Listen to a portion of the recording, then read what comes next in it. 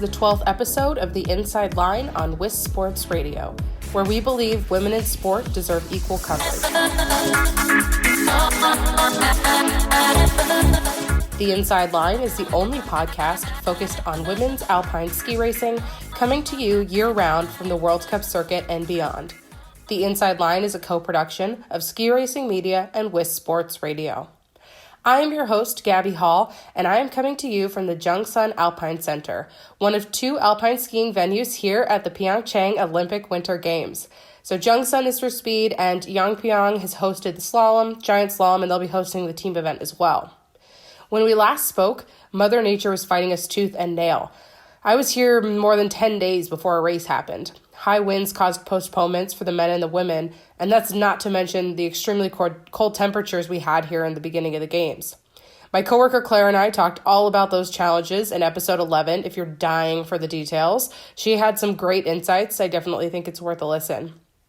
Luckily, since then, the women have raced slalom, giant slalom, super G, and downhill. All of those were covered on skiracing.com, and I'll be sure to put the links to those stories in the show notes for you.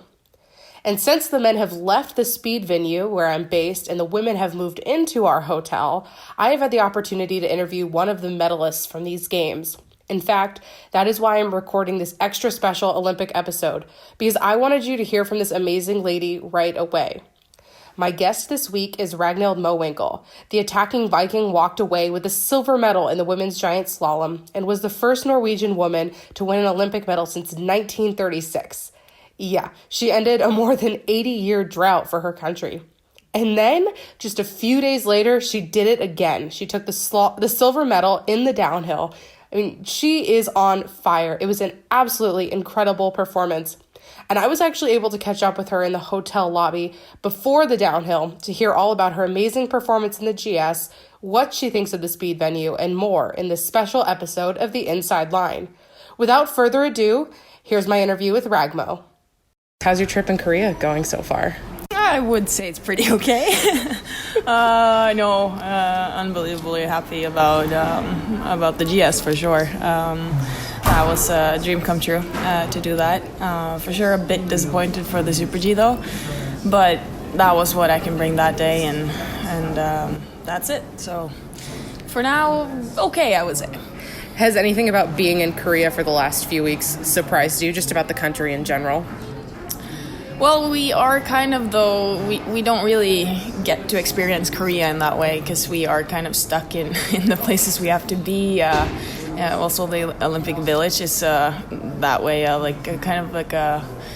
not a real place in Korea. It's more built up. It's like artificial that way. Right.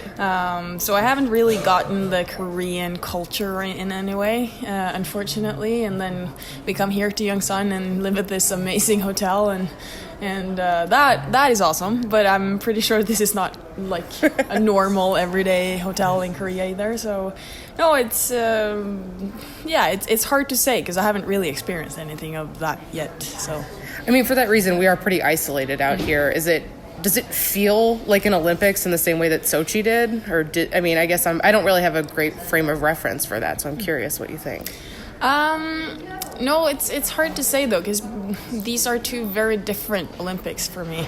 Sochi was it was like the Olympic Village, and everywhere it was bigger, it was wider, it was kind of having a main street there. It's kind of a different one than here. It's more compromised and together. And then for sure there we stayed all the time in the same spot. Here we get to move, or at least I get to do that in terms of speed. But it's for now, Korea is definitely the one winning in terms of like accommodation and food and organization, and yeah, that has been really good. I think so. Here they did a good job from that. So we got to talk about the GS, obviously. You were in medal contention that first round. I mean, in fourth place. You were right on the cusp. What was your focus between runs? I mean, how do you keep a level head knowing that you're that close to a medal? I don't really think of the medal, though. I know, like, for me, it was basically I want to bring my best to the table, and I felt like I have had a pretty solid first run of doing that, and I was happy with my skiing and how it felt, because the training slope we skied on before that was totally different. It was slick, it was icy, you didn't really get the grip. The snow here is so different, so it's not really something you're used to. And you don't really get a great feeling from skiing from that. Right. So that way I was more like, okay, I wonder how this is going to go. So I felt like I needed 10, 15 gates maybe to get warm in there. And then after I kind of put away the thought of this next turn might slip, when I finally threw all that away, I felt started skiing. And from there on down, it was pretty okay. I was pretty happy about it. So then for the second run, then I was just thinking, I just got to do the same. I just got to bring up the intensity, and if I can do that and somewhat just go for it, kind of. I would rather ski 20 gates in DNF than come down and think what did I do there?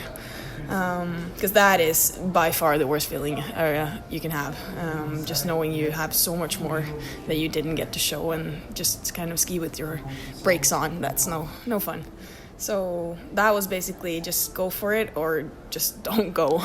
So yeah, that was the feeling I had. And yeah, you left it all on the table.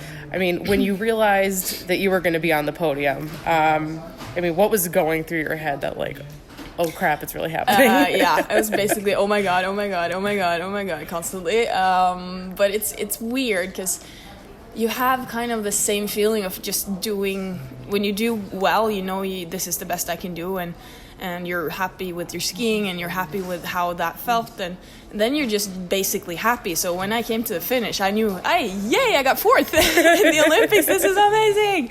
And then for sure, that was the best I can do. I'm happy, I brought it, that's what I can do.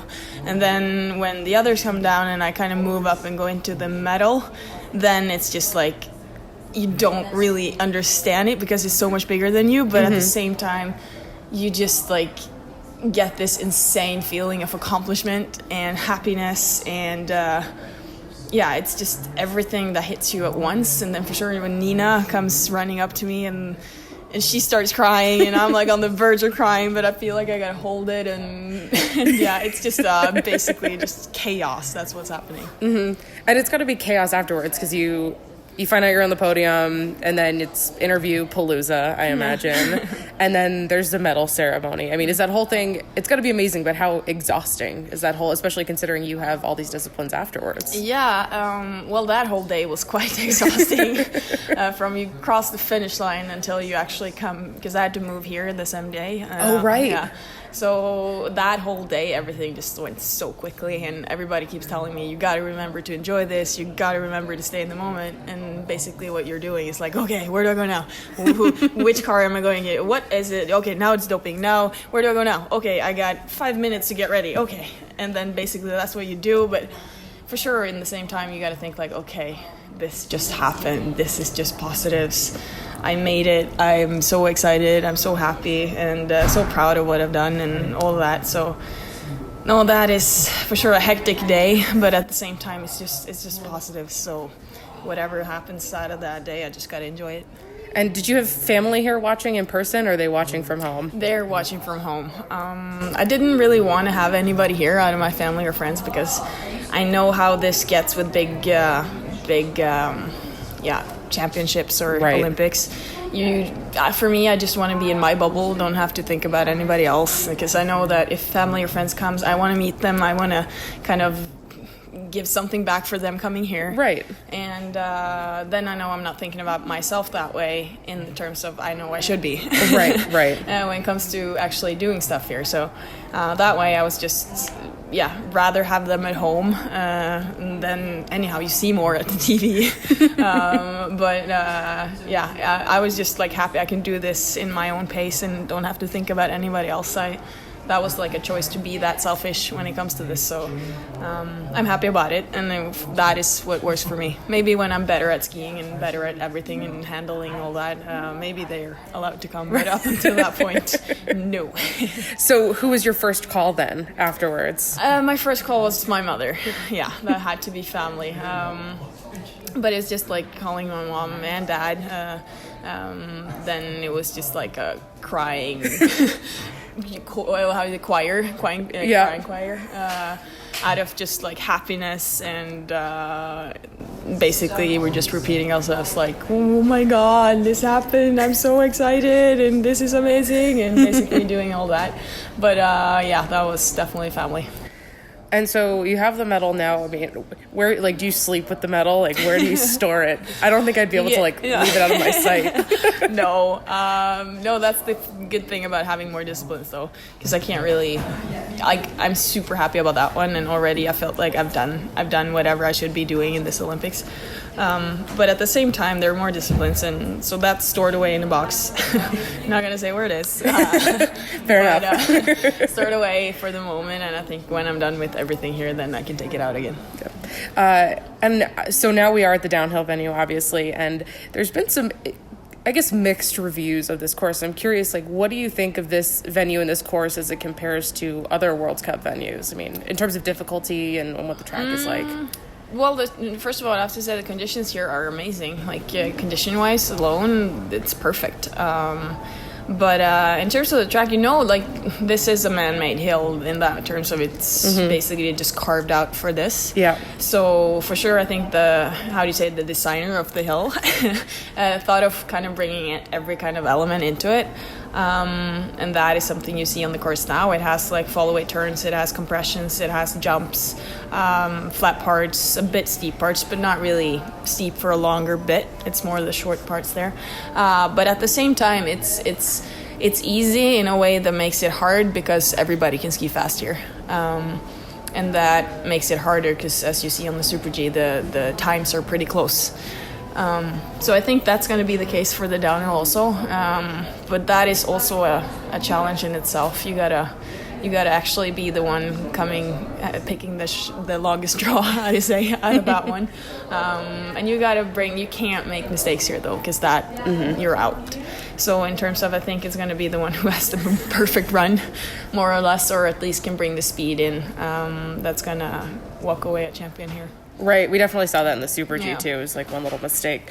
I'm curious. Obviously, Axel and Kjetil podiumed here. So, did you guys hear at all from the men about what the track was like or anything like that? Yeah, for sure. You can ask them anything, and they're gonna tell you. So that way, it's great. But for sure, we skied almost the same course here also, so for sure you talk to them how they felt, how they do, and what they think that you should think about here.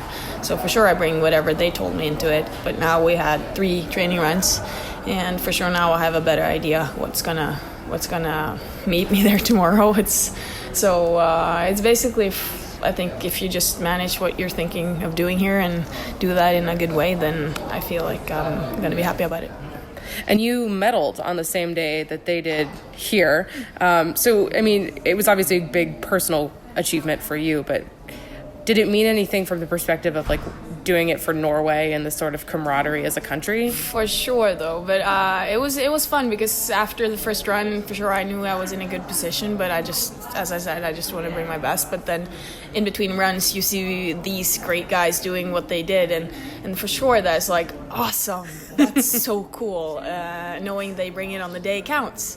But for sure, it's cool that way. And then I was also just thinking I'm gonna be so miserable if I don't just give it a try.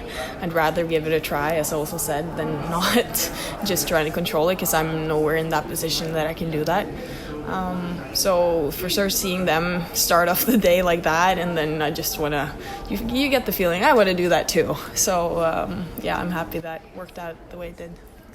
And so after the games, obviously there's still some World Cup racing to be had. I mean, what kind of break are you going to get before you jump back into World Cup racing, if any? Yeah, thank God. I will get like half a week or something to go home, nice.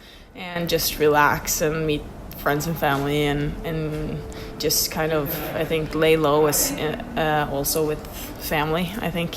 Because the World Cup continues. This is just a part of the season.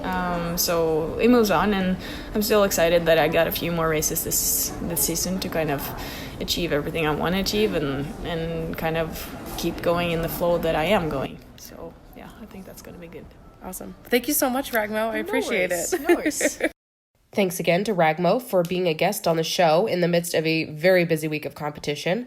Keep an eye on her as the World Cup season closes out in the next few weeks. She's been gaining a lot of momentum this season on the World Cup, and I think we're going to see great things from her moving forward. I hope you enjoyed this very special episode of The Inside Line here from Pyeongchang, South Korea. I'll be back in a week with a wrap-up from Pyeongchang, talk to you guys about everything that happens at the tail end here. If you guys are loving this podcast, please leave a 5-star review of WiSP Sports Radio, that's WISP Sports Radio, on iTunes and mention The Inside Line. Feel free to leave a comment below. Tweet me at HALL_GABBI,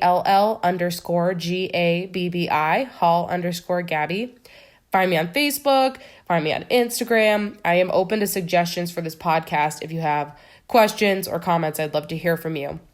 More episodes of The Inside Line can be found at wisports.com, skiracing.com, and just about anywhere you listen to podcasts. Just search for WiSP Sports Radio. With over 760 episodes across 30 unique shows and a global audience of 1.5 million, WiSP Sports Radio is the largest network of podcasts for women's sport.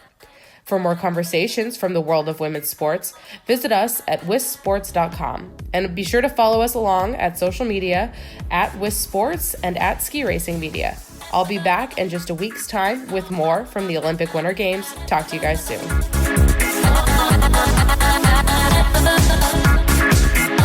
Oh,